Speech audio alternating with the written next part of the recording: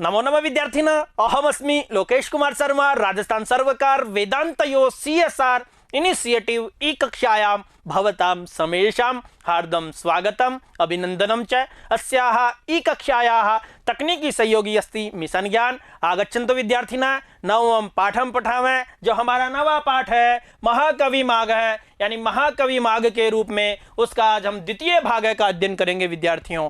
प्रथम भाग में हमने चर्चा की थी माघ का जन्म कहाँ हुआ था, किन उनके पिता का नाम क्या था, उनके दादा का नाम क्या था और उन्होंने कौन से ग्रंथ की रचना की, किस प्रकार से उन्होंने अपने प्राणों का त्याग किया, उसके बारे में जाना। और आज हम दूसरे भाग का अध्ययन करेंगे और उनका जो ग्रंथ है शिशुपाल वधम, उसके बारे में थोड़ा जानेंगे। आइए देखते हैं बच्चों, सभी का स्वागत है पुनः। माघेन शिशुपाल वधम इति एकमेव महाकाव्यम लिखितम, अस्य कथायाः आधारः महाभारतम सभा पर्व अस्ति। तो माघ के द्वारा कौन सा ग्रंथ लिखा गया था बच्चों? शिशुपाल वधम। जो शिशुपाल वध है, बृहत्रयी के नाम से भी जाना जाता है ये, और उसमें हमने पिछले भाग में भी इसकी चर्चा की थी। तो माघेन शिशुपाल वधम इति एकमेव महाकाव्यम लिखितम, यानी माघ ने शिशुपाल वध नाम का एक ही महाकाव्य लिखा था बच्चों।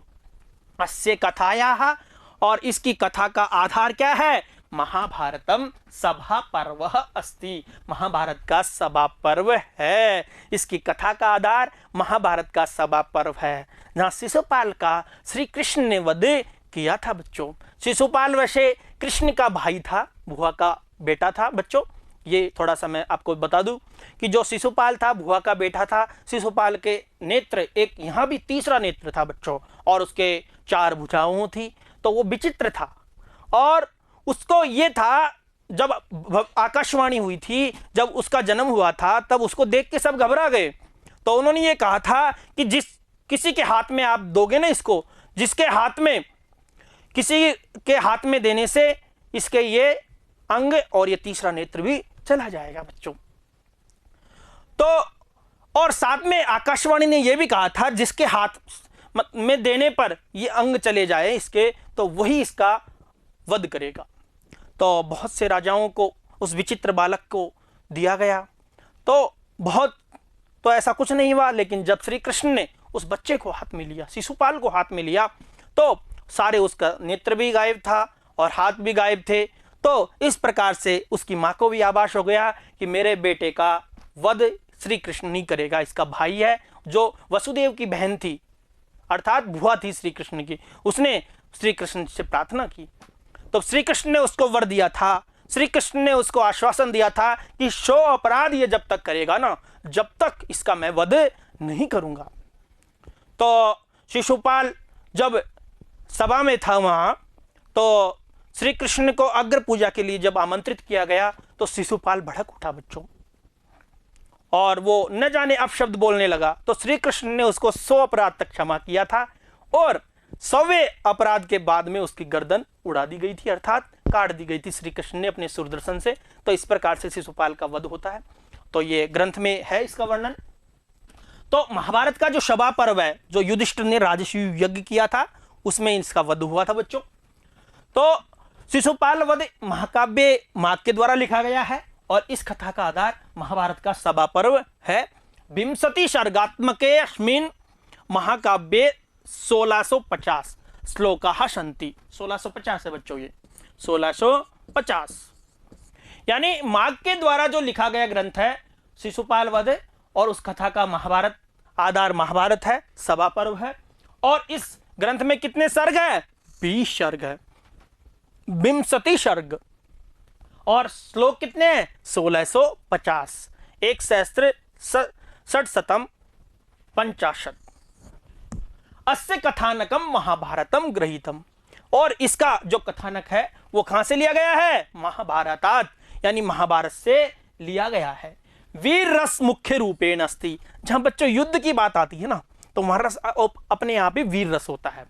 मुख्य रूपेण अस्ति महाकाव्यस्य अस्य नायकः श्री कृष्ण, और इस महाकाव्य के नायक कौन है? श्री कृष्ण है, भगवान श्री कृष्ण है। तो बच्चों एकमेव का मतलब हुआ एक ही, ग्रहीतम का मतलब लिया गया है। तो इसको एक साथ देख लेते हैं कि माघ के द्वारा शिशुपाल वध नामक एक ही महाकाव्य लिखा गया है। इस महाकाव्य की कथा का आधार महाभारत सभा पर्व है।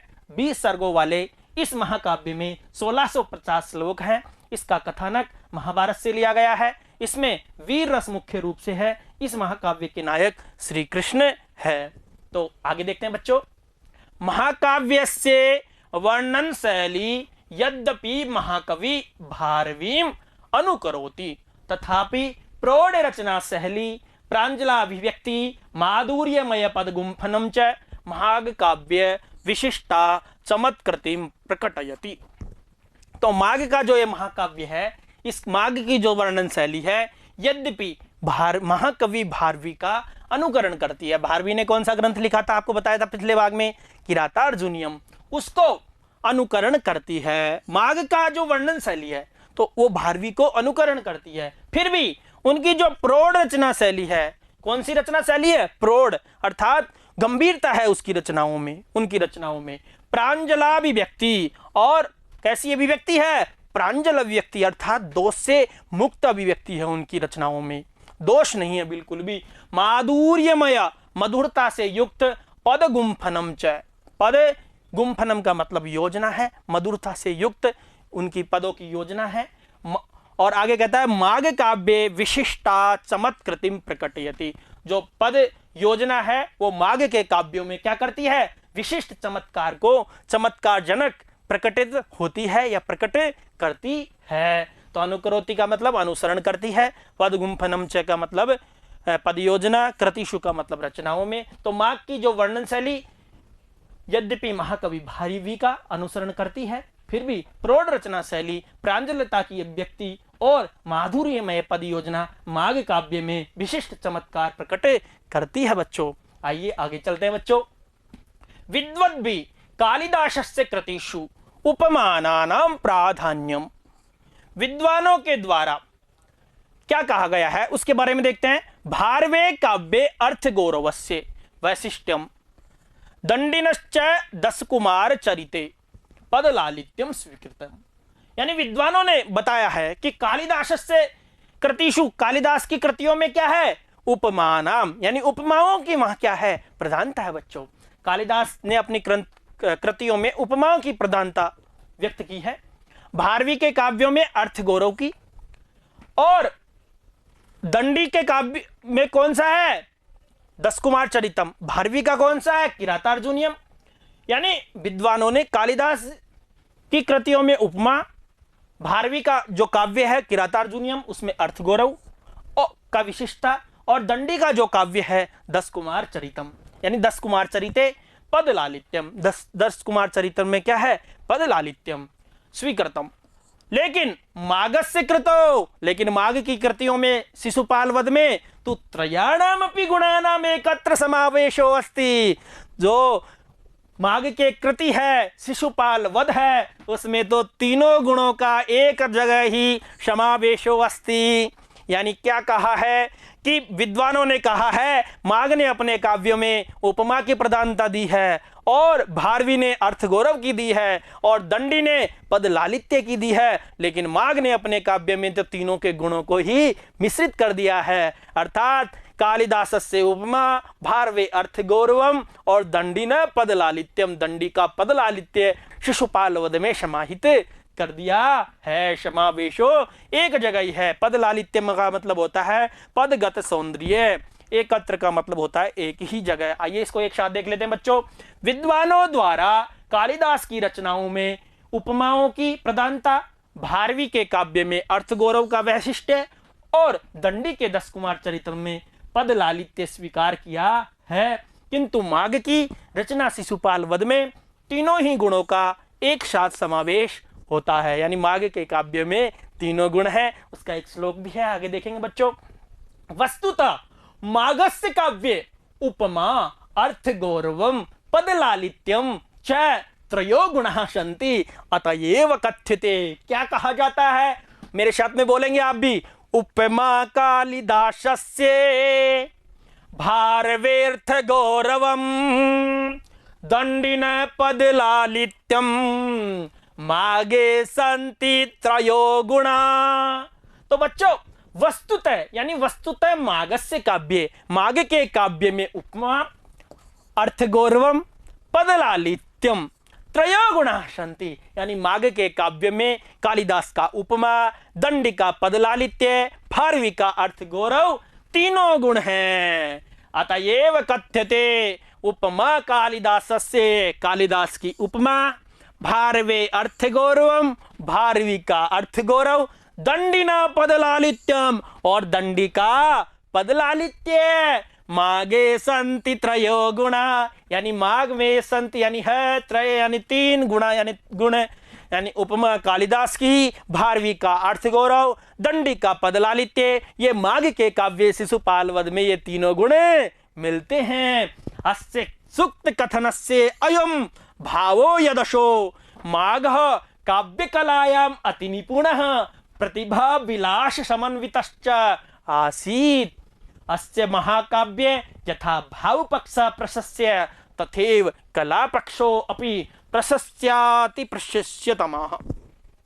यानी इस कथन का यह भाव है कि माग के काव्य कला, जो माग है वो काव्य कला में अति निपुण, यानी काव्य निर्माण में, काव्य कला में अति निपुण, प्रतिभाशाली समन्वितश्च, प्रतिभाशाली समन्वित थे। इस कथन का यह अभिप्राय है कि माग काव्य कला में अति निपुण, प्रतिभा विलास से युक्त थे।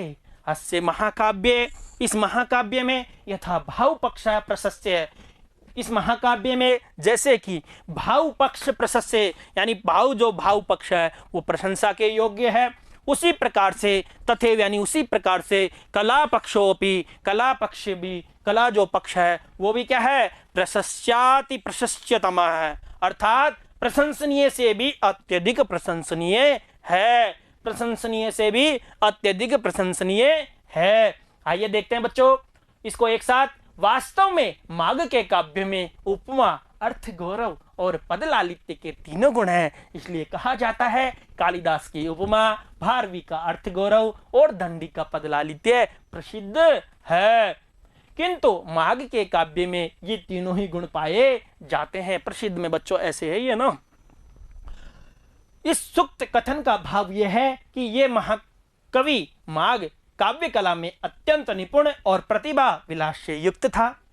इसके महाकाव्य में जिस प्रकार भाव पक्ष प्रशंसनीय है, वैसे ही कला पक्ष भी अत्यधिक प्रशंसनीय है। इस प्रकार से इसको हमने देखा। आगे देखते हैं बच्चों, अलंकाराणाम प्रयोगे, अलंकाराणाम प्रयोगे छंद रचना कौशले व्याकरण नैपुण्य प्रदर्शने कोमल कांत पदावल्याः संधाने शास्त्रीय ज्ञान प्रतिपादने च मागः सर्वानपि अन्यान कवीन अतिशेते। यानी अलंकारों के प्रयोग में माग ने किस प्रकार से अलंकारों का प्रयोग किया है, छंदो रचना कौशले, और छंद रचना कौशल में, छंद बनाने में, व्याकरण नैपुण्य प्रदर्शने, और व्याकरण निपुणता के प्रदर्शन में, कोमल कांत पदावल्या, और कोमल कांत पदावली के संधान में, प्रयोग में, शास्त्रीय ज्ञान प्रतिपादने च, और शास्त्रीय ज्ञान के प्रतिपादन में माग सर्वानपि अन्यान कवीन अतिशेते, माग सभी अन्य कवियों पर अतिशेते यानी श्रेष्ठ है, अत्यधिक श्रेष्ठ है। अलंकारों के प्रयोग में, छंद रचना कौशल में, व्याकरण नैपुण्य प्रदर्शन में, कोमल कांत पदावली प्रयोग में, शास्त्रीय ज्ञान के प्रतिपादन में माग सभी कवियों में क्या है, श्रेष्ठ है, अतिशेते यानी अत्यधिक श्रेष्ठ है। अयम नीति शास्त्र निपुणो, जो माग है वो क्या है, नीति शास्त्र निपुण, नीति शास्त्र में निपुण, दर्शन शास्त्र पारंगत, दर्शन शास्त्र में पारंगत, संगीत स्वर साधकश्च, और संगीत स्वर साधक सिद्धयति, सिद्ध होते हैं।